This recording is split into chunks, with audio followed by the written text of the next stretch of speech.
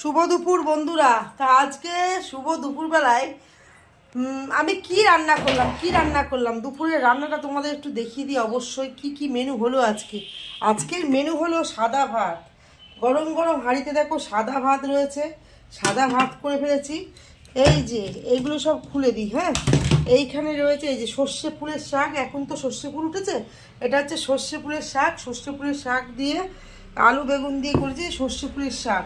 আর এইটা হচ্ছে আলু মটর একটুখানি দিয়েছি, ফুলকপি ছিল ফুলকপি সমস্ত দিয়ে একটা আলু মটর ফুলকপির তরকারি। আর এইখানে করে ফেলেছি চিকেন কষা। চিকেন কষাটা এখানে রয়েছে, এখানে করে ফেলেছি। এইটুকুই হচ্ছে আজকে বন্ধুরা আমার দুপুরবেলাকার মেনু।